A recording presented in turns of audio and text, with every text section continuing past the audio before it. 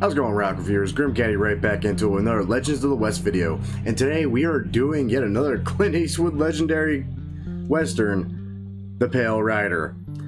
And as usual, we're going to throw up a quick link up in the top corner here of Commander Sparks' video of how to get the outfit down. Now, I did change out the hat a little bit because I felt like the western hat had that nice kind of older, worn look to it versus the estate boss hat, which didn't really have the right color. That all said, let's go ahead and get the gun going, shall we? Now, while we can easily just excuse the fact we can use the Schofield for this, because when it comes to this, since we can't quite get it as accurate as possible, thanks to the fact this is a Remington we're making, not a Colt, I think personally that we should stick with the Caliban. Now, for those curious of what the gun actually is, and I'm going off imfdb.org for this, so if it's wrong, it's because I got it off that website. My apologies. The Remington 1858 New Army, which is an absurdly interesting gun for the fact that you can literally just pop the cylinder out, as you saw from the clip, and reload it that way versus just opening up the loading gate and just throwing cartridges. I always thought that was a very unique feature. But that said, I'm rambling about gun talk. Let's not talk about gun talk. Let's get into making the gun itself. Now, as usual, we're going to go with the ironwood grip, and it's going to be mahogany again, not just because it's my favorite, though that's a good excuse, but also because, again, it has that nice dark red kind of lacquered look to it. Now, I'm not sure if that's because the stock photos I keep getting are of newer reproduction models, or if that's just how the guns actually were, but that's my excuse, I'm sticking to it. Now, for the primary one he uses in the film, we're going to stick with a long barrel. Iron sights, again, usual bit here. If you want to be true to the gun, you have to have stock sights. No one's going to complain if you use the improved, though. And finally, let's get into the real meat and potatoes. Let's get into the style, shall we? Now, this is going to be kind of unique, as this is going to be one of the few wow, did they change a few things from the looks of this.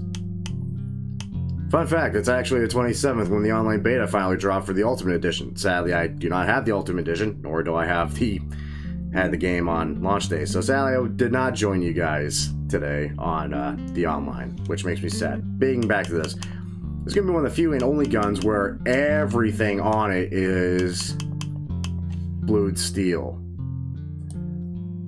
which is weird to see after all the guns I've been making on this series. Now, here's the thing. The trigger guard itself, however, is bronzed. Now, we can't do that, sadly, because of our limitations and what we're giving in the game. Now, if you want to try to get some flair on it, you could actually have the trigger itself be bronze. Or, and I'm guessing at this as I slowly scroll over to engravings, I do believe you can actually... Nope, you cannot. It's going to be the frame or nothing. Sad. I was hoping we can maybe get the trigger guard. Pardon me, my throat is scratchy as all sin. And, of course, no carving on the grip. And there you have it. That's about as close of a rendition as we can get to Clint Eastwood's, also known as the Preacher in The Pale Rider, primary gun. Now, he does have a secondary gun, oddly enough. He does use it in the film. In fact, I'm pretty sure I show it in that clip. And if you really want to have some fun and flair with it and make a second gun, well, that's as easy as just keeping with the first build, but changing only one thing, and that's the barrel length. And for barrel length, we're going to go with a short barrel. It's not quite as short as his pocket Remington, but it's close enough to get the point across. I like it. That said, I'm a sucker for long barrels because I'm a sucker for, well, accuracy. But that's it. That is essentially the gun right there and then. The Remington New Army, best we could, used by a Preacher in Pale Rider, starring Clint Eastwood.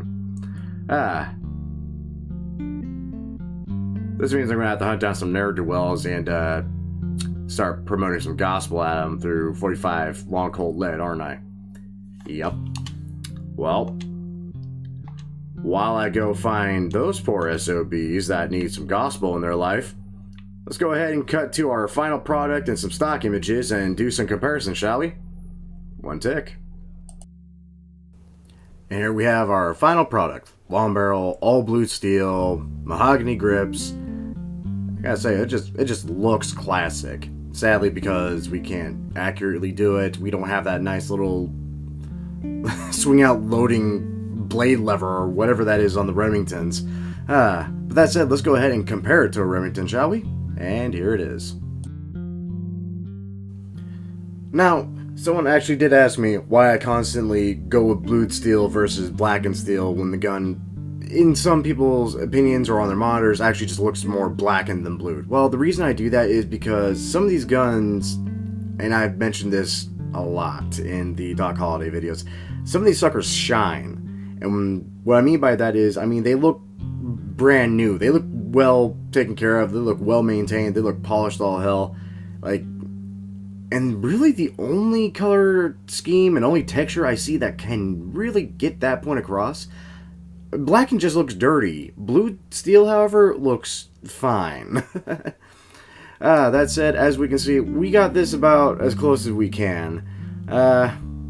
Sadly, we have fluted cylinder versus that nice smooth one on that Remington, and sadly we cannot do the trigger guard like we would like, but I like to think it's a fairly accurate representation. And as you saw in the clip, as I point out, there is a pocket Remington he does use, and to make that, I would just take this, make your other gun exactly like this, just shorten the barrel.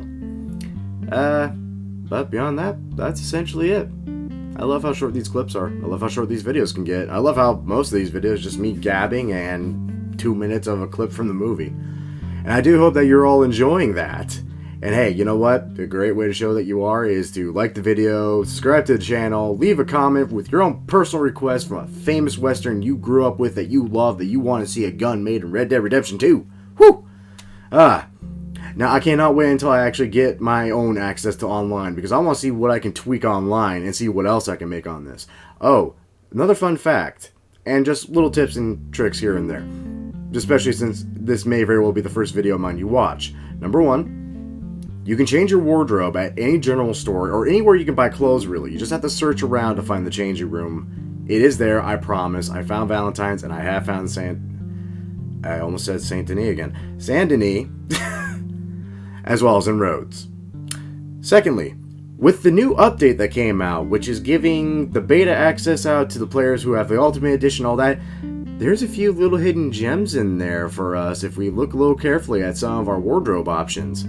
I myself have found a brand new hat, a new outfit, and a new vest, which I know sure as hell I did not have before, especially not the coat I found. Whew.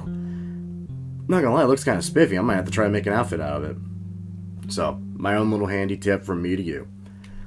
That said, hope you all enjoyed. Thank you all for watching. Till next time, kids. Take care now. Bye-bye then.